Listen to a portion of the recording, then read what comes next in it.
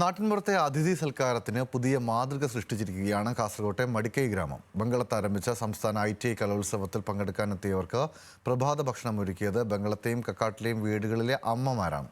അതിഥികൾക്കായി അവർ ഇഡ്ഡലി പാകം ചെയ്യുന്നതായിരുന്നു. ഇന്നലെ പുലർച്ചെ ഗ്രാമത്തിൽ കാണാൻ കഴിഞ്ഞ മനോഹരമായ ഒരു കാഴ്ച അതിലേക്ക്.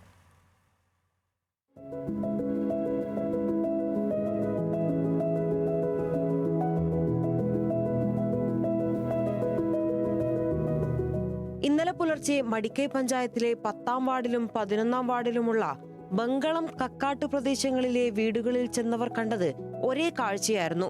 ഒരേ മനസ്സോടെ തങ്ങളുടെ നാട്ടിലെത്തിയ അതിഥികൾക്കായി ആ നാട്ടിലെ അമ്മമാർ അടുപ്പിൽ ഇഡലി പാകം ചെയ്യുന്നത്. ബംഗളത്താരംഭിച്ച സംസ്ഥാന ITI കലോത്സവത്തിൽ പങ്കെടുക്കാൻ കേരളത്തിന്റെ വിവിധ കോണുകളിൽ നിന്നായി നൂറുകണക്കിന് വിദ്യാർത്ഥികളാണ് എത്തിച്ചേർന്നിട്ടുള്ളത്. ഇവർക്ക് രാവിലത്തെ പ്രഭാത ഭക്ഷണം നൽകാനാണ് മുഴുവൻ വീടുകളിലും ഇഡലി തന്നെയാക്കാൻ നാട്ടുകാർ തീരുമാനിച്ചത്. അങ്ങനെ ഇന്നലെ രാവിലെ ഓരോ വീടുകളിൽ നിന്നും 3000-ഓളം ചൂട് ഇഡലിയാണ് കലോത്സവ നഗരിയിലെ പൊതു അടുക്കളയിലേക്ക് ഒഴുകിയെത്തിയത്. സ്വന്തം വീട്ടിലെ കുട്ടിക്കെന്ന പോലെ അമ്മമാർ സ്നേഹത്തോടെ ചുട്ടെടുത്ത ഇഡലി കലോത്സവ പ്രതിഭകൾക്ക് വേറിട്ട അനുഭവമായി മാറി. ആദ്യമായിട്ടാണ് നമുക്ക് ഇങ്ങനെ ഒരു അവസരം കിട്ടുന്നത് തന്നെ. അപ്പോൾ നമ്മുടെ നാട് ഒന്നാകെ ഏറ്റെടുത്തുകൊണ്ടാണ് ഈ പരിപാടി വിജയിപ്പിക്കുന്നത്.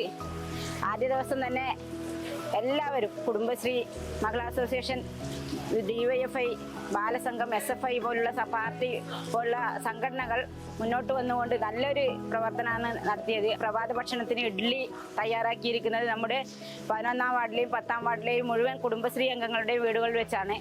അത് എല്ലാവരും ഒത്തൊരുമയോടുകൂടി നിന്നുകൊണ്ടാണ് ഈ പ്രവർത്തനം നടത്തുന്നത് തന്നെ. ഇത് കേവലം ഒരു പ്രഭാത ഭക്ഷണത്തിൽ ഒതുങ്ങുന്ന അതിഥി സ്നേഹമല്ല.